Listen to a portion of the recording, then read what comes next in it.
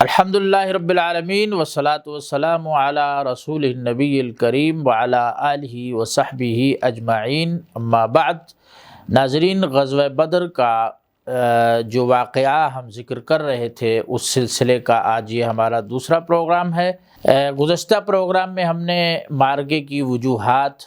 اور مسلمانوں کی تیاری کیسی تھی، اہل شرک کی تیاری کیسی تھی، اس کے بارے میں بات کی تھی۔ آج جو ہے جب دونوں فوجیں آمنے سامنے کھڑی ہوتی ہیں، معرکے کا آغاز ہوا چاہتا ہے، اس معرکے میں کیا ہوا، اس کے نتائج کیا تھے اور مسلمانوں اور مشرکین پہ پھر اس کے اثرات کیا پڑے، اس کے بارے میں اللہ کی توفیق سے بات کریں گے۔ مسلمان اور کافر جب آمنے سامنے صفوں میں ہو گئے تو قریش نے عمیر بن وہب نامی ایک شخص کو یہ ذمہ داری دی کہ جا کے پتہ کر کے آؤ کہ مسلمانوں کی تعداد کتنی ہے۔ تو وہ کہتے ہیں کہ وہ گئے تو دیکھا تو انہوں نے کہا کہ دیکھ کے واپس آئے اور کہنے لگے تقریباً 300 کے لگ بھگ لوگ ہیں۔ پھر قریش سے کہنے لگے کہ میں ایسا کرتا ہوں کہ میں پیچھے جا کے تھوڑا سا وادی پر چکر لگا کر آتا ہوں اور اندازہ کرنے کی کوشش کرتا ہوں کہ کہیں ان کی کوئی پیچھے کمک وغیرہ جو ہے کوئی گھاٹی کے پیچھے تو نہیں ہے اور لوگ۔ کہتے ہیں کہ وہ گئے، ایک لمبا راؤنڈ لگا کے واپس آئے اور آ کے قریش سے یہ کہنے لگے کہ لوگ تو 300 کے لگ بھگ ہیں، لیکن کہتے ہیں کہ اللہ کی قسم میں نے ایسی بلائیں دیکھی ہیں جن پر موت سوار ہے، اور یثرب کے لوگ موت کے بغیر جانے کے لیے تیار، واپس جانے کے لیے تیار نہیں ہیں، اور میں یہ دیکھ رہا ہوں کہ اگر جنگ شروع ہو گئی تو ان میں سے ہمارا ایک آدمی مارے بغیر نہیں مرے گا۔ تو اس طرح وہ کہتے کہ اگر انہوں نے ہمارے سرداروں کو ہلاک کر دیا تو پھر ان کے بعد جینے کا کیا مزہ ہے، تو بہتر یہی ہے کہ ہم واپس چلے جائیں۔ لیکن جو ہے قریش نے اس کی بات بھی نہیں مانی، اور معرکے کا پہلا ایندھن جو اسود بن عبد الاسد نامی شخص تھا، بڑا بد اخلاق اور اڑیل قسم کا شخص تھا،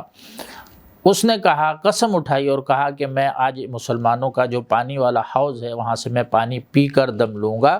یا اس حوض کو تباہ کر دوں گا، یا میں مر جاؤں گا۔ تو جب وہ حوض کی طرف بڑھا تو سیدنا حمزہ رضی اللہ عنہ جو ہے وہ آگے نکلے،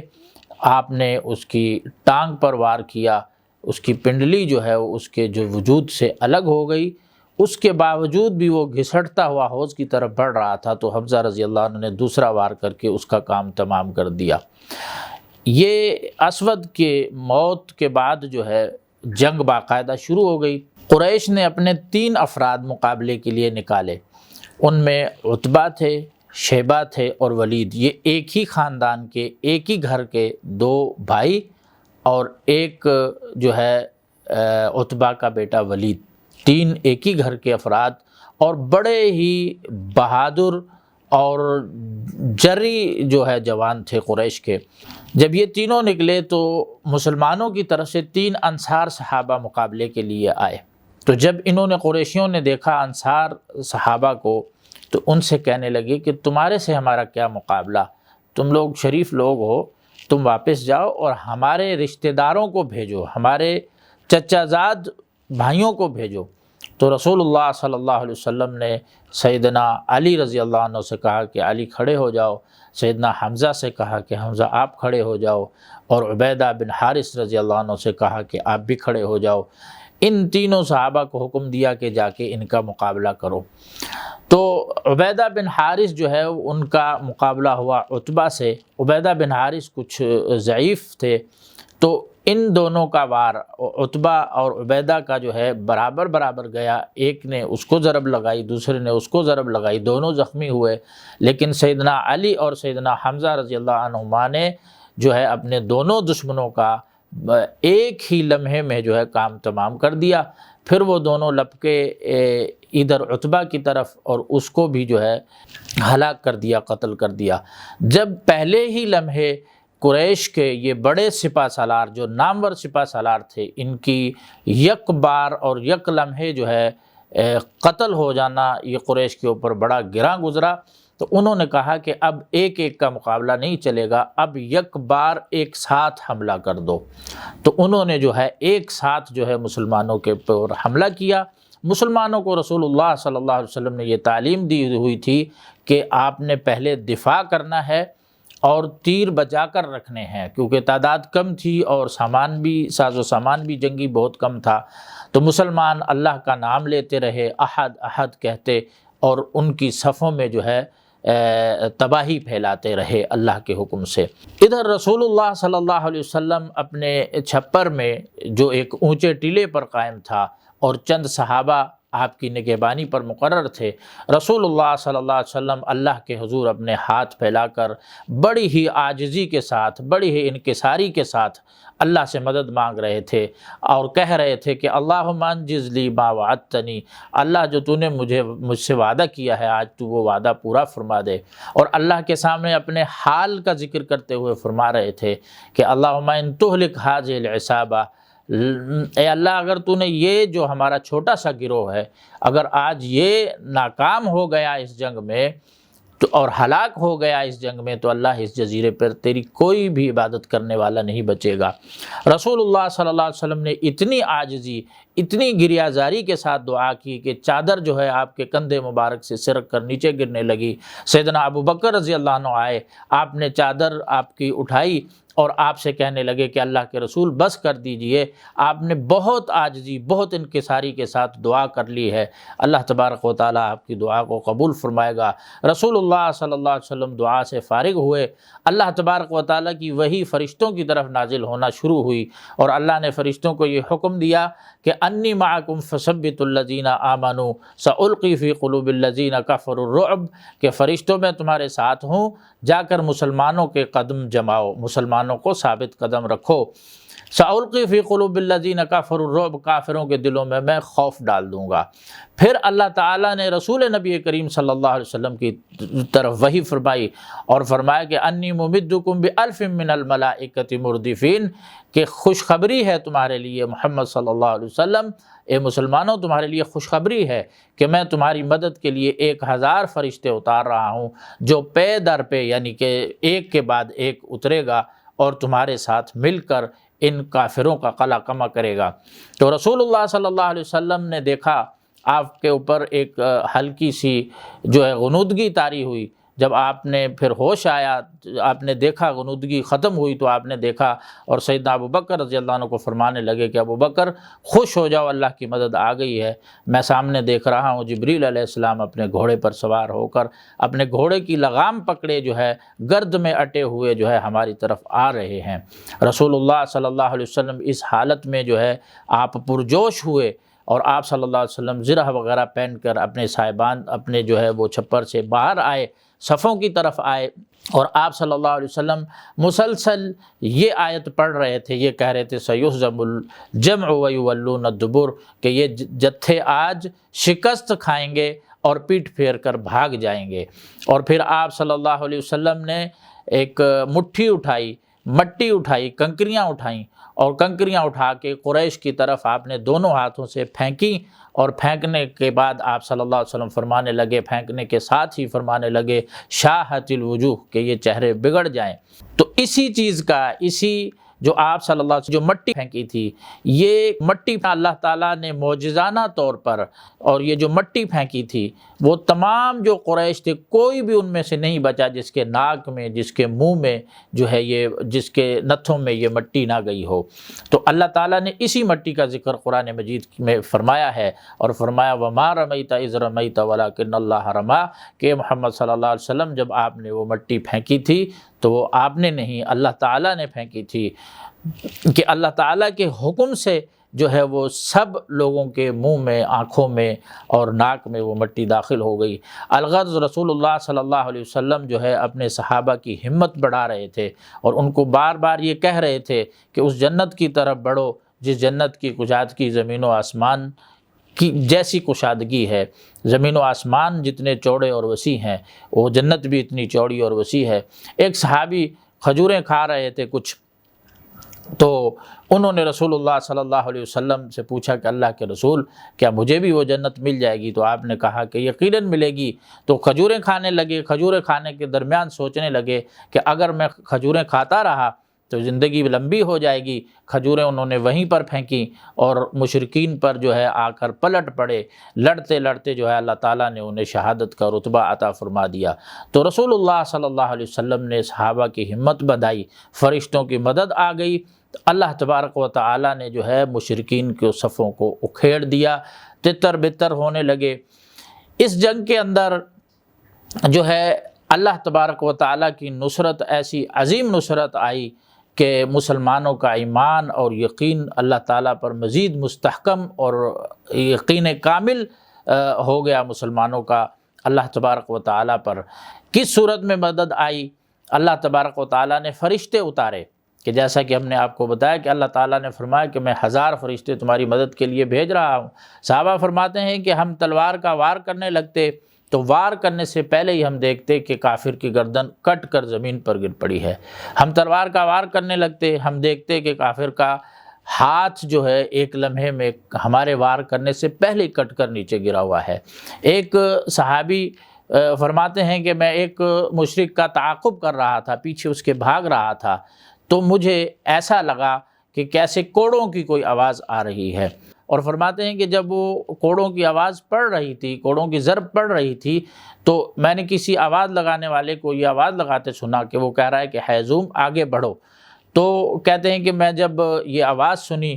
تو آگے میں نے دیکھا کہ وہ مشرک جو ہے گر پڑا ہے، اس کو میں نے سیدھا کیا، دیکھا اس کا چہرہ پھٹا ہوا ہے۔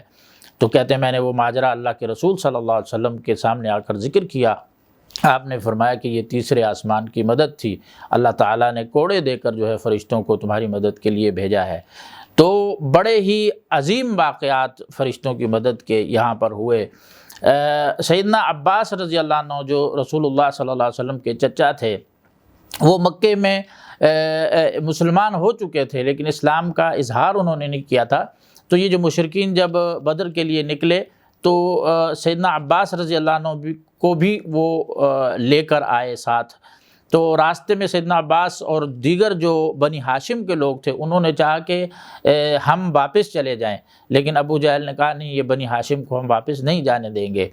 تو رسول اللہ صلی اللہ علیہ وسلم نے جنگ کے وقت اپنے صحابہ کو یہ نصیحت کی تھی کہ بنی ہاشم کے جو لوگ ہیں ان کو زبردستی لایا گیا ہے، یہ جنگ کے لیے خوشی سے نہیں آئے، تو بنی ہاشم کا کوئی شخص تمہیں نظر آئے تو تم نے اس کو قتل نہیں کرنا۔ تو عباس رضی اللہ عنہ نے اپنے اسلام کا وہاں اظہار نہیں کیا تھا مکہ میں، لیکن مسلمان ہو چکے تھے۔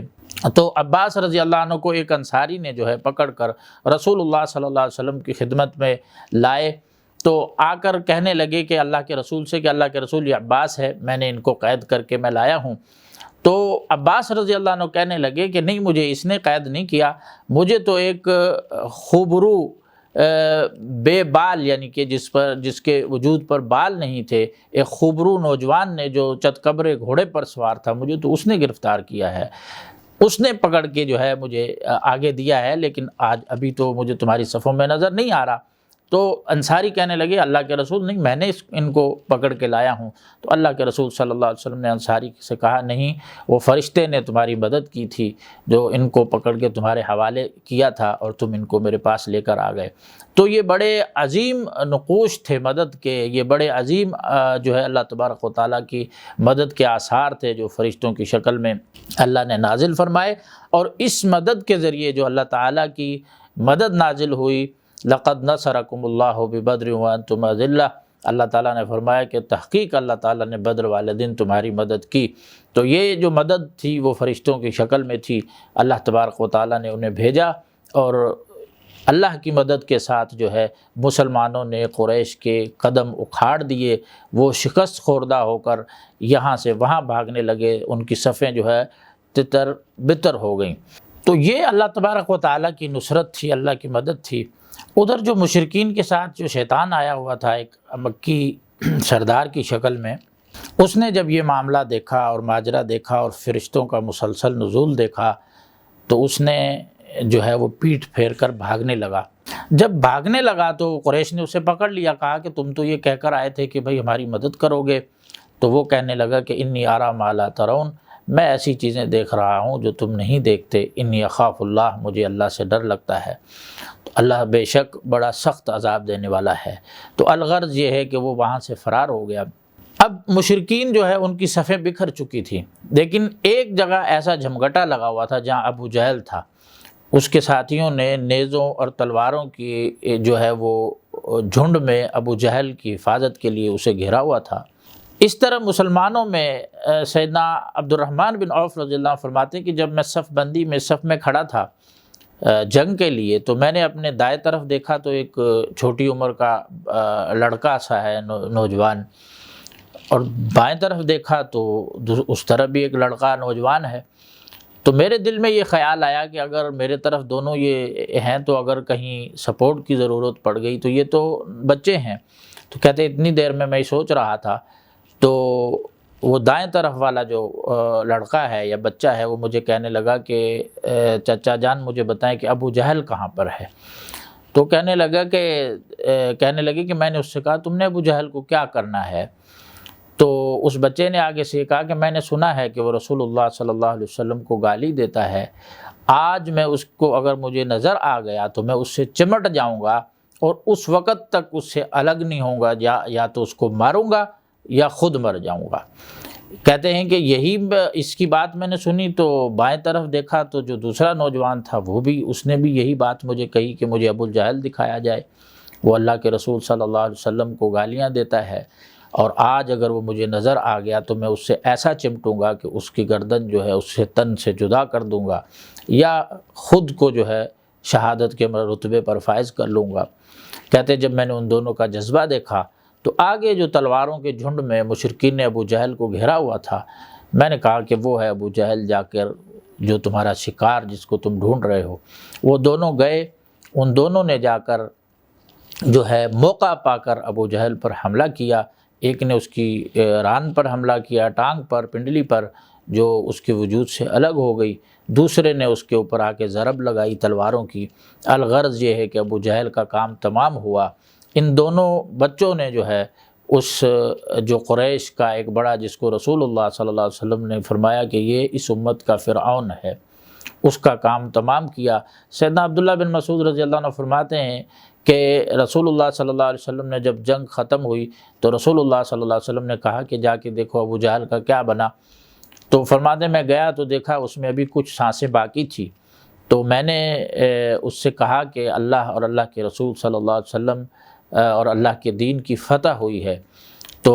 وہ آگے سے کہنے لگا کہ میری یہ تمنا تھی، ابو جہل اس کا تکبر دیکھیں کہ موت کے منہ میں بھی وہ متکبر کیا کہہ رہا ہے، کہنے لگا کہ میری یہ تمنا تھی کہ مجھے کسان قتل نہ کرتے، یعنی یہ دو جو صحابہ تھے، جو نوجوان تھے جنہوں نے اس کو قتل کیا، وہ انصاری تھے، تو وہ کہتے تھے کہ یہ انصاری ہیں، یہ کھیتی باڑی کرنے والے، انہوں نے مجھے کیوں قتل کیا؟ پھر عبداللہ بن مسعود رضی اللہ عنہ کہتے ہیں کہ میں نے اس کے پکڑ کے جب اس کی گردن کاٹنی چاہی تو وہ کہنے لگا مجھے کہ بکریوں کے چرواہے تو بہت مشکل جگہ پر چڑھا ہے، مطلب تو نے میرے سینے پر پاؤں رکھا ہے۔ الغرض اللہ تعالیٰ نے اس کے شر سے مسلمانوں کو بچایا، اس کو نیست و نابود کیا۔ ابو جہل جو ہے اس کا کام تمام ہوا۔ اس جنگ میں ناظرین ایمان کے بڑے ہی عظیم نقوش جو ہے صحابہ نے چھوڑے، بڑے تابناک نقوش جو نظر آئے۔ ان میں یہ کہ یہ جو جنگ تھی اس میں بھائی بھائی سے جو ہے بھڑا، باپ اپنے بیٹے کے ساتھ۔ سیدنا عمر رضی اللہ عنہ نے اپنے ماموں کو اس جنگ میں قتل کیا جو کہ مشرک تھے۔ ابو بکر رضی اللہ عنہ اپنے بیٹے سے برسیر پیکار نظر آئے، جن کے بیٹے ابھی تک مسلمان نہیں ہوتے، بعد میں مسلمان ہو گئے۔ اسی طرح معاذ بن عمر رضی اللہ عنہ جنہوں نے ابو جہل کو مارا تھا، یہ کہتے ہیں لڑتے لڑتے جو ہے میرا کسی مشرک کا تلوار میرے بازو پر ہاتھ پر لگی، میرا ہاتھ کٹ کے آدھا لٹک گیا۔ کہتے ہیں وہ لٹکتے ہاتھ کے ساتھ جو ہے میں سارا دن لڑتا رہا، اور جب اس ہاتھ نے مجھے زیادہ تنگ کیا تو میں نے اس کو کھینچ کر اپنے وجود سے الگ کر دیا۔ اس سے آپ ان کے ایمان کا اندازہ کر سکتے ہیں۔ اسی طرح مصعب بن عمیر رضی اللہ عنہ کے بھائی کا واقعہ ہے، ان کا بھائی قید ہوا اس جنگ میں جو مشرک تھا، تو مصعب بن عمیر جب اس کے پاس سے گزرے تو اس انصاری صحابی جنہوں نے اسے قید کیا تھا اس کے بھائی کو، اس سے کہنے لگے کہ اس کو اچھی طرح مضبوطی سے باندھنا کیونکہ اس کی ماں کافی امیر ہے، وہ تمہیں فدیہ جو ہے تاوان جو ہے وہ بہت زیادہ دے گی۔ تو اس کے بھائی کہنے لگا تم تو میرے بھائی ہو، تم ایسے کیوں کہہ رہے ہو؟ تو مصعب بن عمیر رضی اللہ عنہ نے فرمایا کہ تم میرے بھائی نہیں ہو، یہ انصاری میرا بھائی ہے، یعنی کہ اخوت دینی جو ہے وہ نسبی اخوت سے بڑھ کر ہے۔ تو بڑے عظیم واقعات اس میں پیش آئے۔ عکاشہ بن محسن رضی اللہ عنہ کے ساتھ ایک بڑا عجیب واقعہ پیش آیا کہ ان کی اس جنگ میں لڑتے لڑتے تلوار ٹوٹ گئی، ان کے پاس اب تلوار نہیں تھی۔ وہ رسول اللہ صلی اللہ علیہ وسلم کی خدمت میں پیش ہوئے اور کہنے لگے اللہ کے رسول میرے پاس تلوار نہیں ہے۔ تو آپ نے جو ہے چھوٹی سی ایک لکڑی اس کو پکڑائی اور کہا جاؤ اس کے ساتھ لڑو۔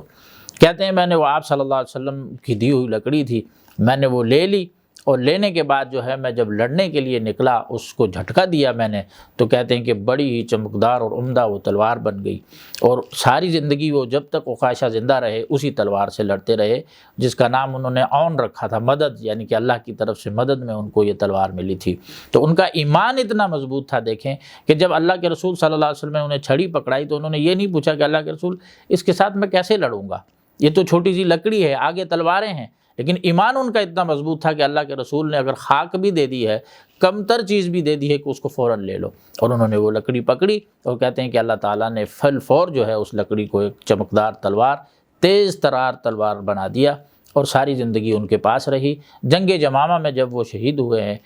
اس وقت تک تلوار وہ ان کے پاس تھی۔ تو یہ ایمان کے بڑے ہی تابناک نقوش صحابہ نے چھوڑے، بڑے ہی جذباتی مناظر تھے۔ اس جنگ کا جو نتیجہ ناظرین رہا وہ یہ رہا کہ مشرکین کو اللہ تعالیٰ نے اس جنگ میں شکست فاش دی، ان کے قدم اکھڑ گئے، اور 70 لوگ ان کے جو ہے مارے گئے، جس میں 24 سے زیادہ ان کے بڑے بڑے سردار تھے، اور 70 کے قریب جو ہے ان کے 70 لوگ جو ہے وہ قید ہوئے۔ مسلمانوں میں جو ہے صرف 14 شہادتیں ہوئیں، مسلمانوں کے 14 لوگ شہید ہوئے اور مشرکین کے 70 مارے گئے اور 70 جو ہے قید کیے گئے۔ اب جنگ جب ختم ہو گئی، اہل مکہ جو ہے تتر بتر ہو کر اپنے مکہ کی طرف بھاگنے لگے، پلٹنے لگے۔ جیسے ہی مکہ میں داخل ہوئے تو وہاں ابو لہب جو کہ اس جنگ میں نہیں آیا تھا، وہ انتظار کر رہا تھا کہ خبر ملے کیا ہے۔ جب اسے خبر بتائی گئی کہ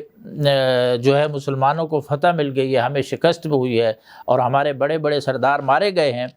تو ابو لہب جو ہے بڑا افسردہ ہوا، اس کو بڑا افسوس ہوا۔ تو وہ جو قاصد خبر لے کر آیا تھا وہ یہ کہنے لگا کہ ہماری جو مٹ بھیڑ ہوئی ہے، ہمارا جو مقابلہ ہوا ہے وہ ایسے لوگوں سے ہوا ہے جو سفید جلد کے لوگ تھے اور چتکبرے گھوڑوں پر سوار تھے، زمین و آسمان کے درمیان جو ہے اڑ رہے تھے اور ہمیں مار رہے تھے۔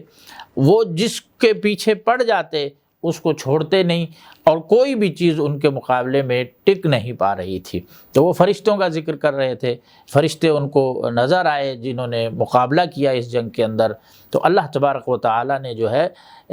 ابو جہل کو جو ہے رسوا کیا، اب جو ہے وہ اللہ تعالیٰ نے ابو جہل کا خاتمہ کیا، اور ابو لہب اللہ کے رسول کے جو دشمن تھا اسے رسوا کیا۔ اور اس جنگ کے خاتمے کے 7 دن بعد جو ہے ایک طاعون کی بیماری میں، بڑی خطرناک بیماری میں، یہ ابو لہب بھی جو ہے وہ بھی مردار ہوا، اور ایسے حالت میں مردار ہوا کہ عرب اس بیماری جو اس کو لگی تھی اس کو منحوس سمجھتے تھے، کوئی بھی اس کے قریب اس کو دفنانے کے لیے نہیں آ رہا تھا۔ 3 دن جو ہے اس کی لاش ایسے ہی پڑی رہی۔ تو مکے کے اندر جو ہے بالکل جو ہے ایک نا امیدی، ایک غم اور ایک المناک صورت تھی۔ جبکہ مسلمانوں نے جب اپنے قاصد بھیجے مدینے کی طرف، تو مدینے میں جو ہے